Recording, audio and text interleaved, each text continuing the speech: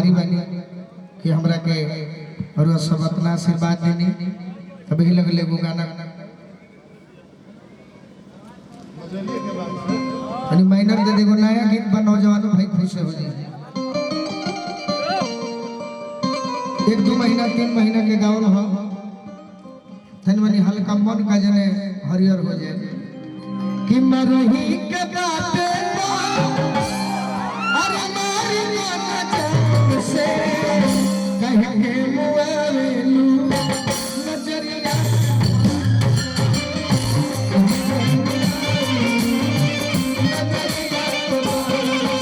मरही के बाटे मारी मन जान से मरही के बाटे मारी मन जान से कहे मुआवेलू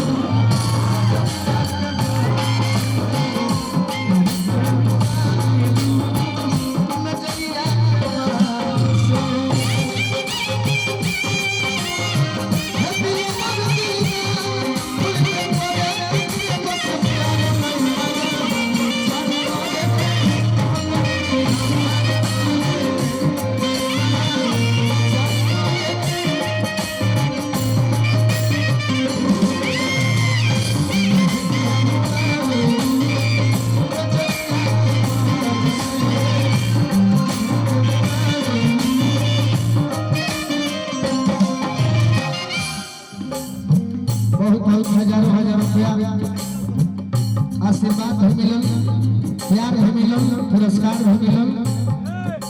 एक खातिर पूरा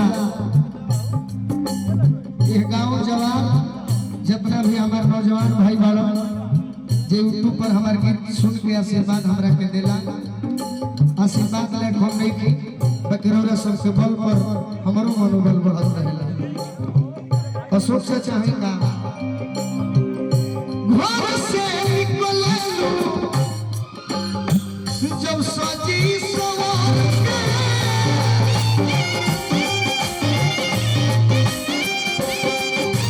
राती बमवले लगा पूरा सफर के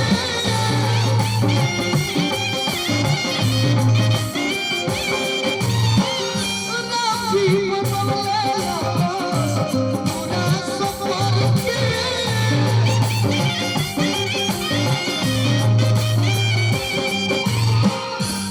लड़का कहता कि तू ही हो, तू ही अनुपमा हो, तू ही निशा हो, तू ही अक्षरा हो।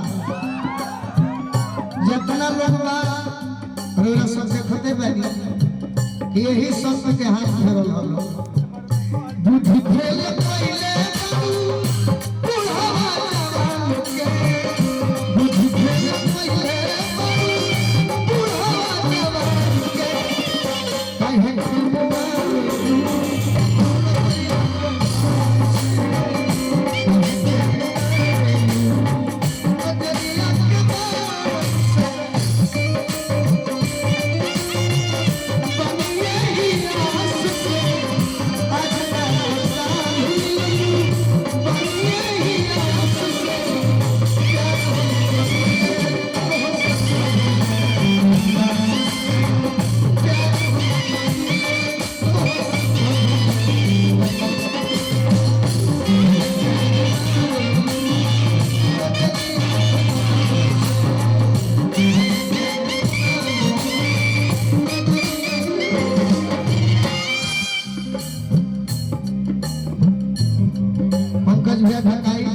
अशोक चाचा गौना मुखिया हमरा सुनील भैया जे कार्यक्रम के मेन है जेकरा चलते हमरा डंडन भैया लागी जितना लोग बा सबकर हाथ मजबूत भाई तो सुनील भैया भी हमरा के आशीर्वाद देनी। लइका कहता लास्ट भाव बा कोई सामा चाहिए कोई तहरा सोल पे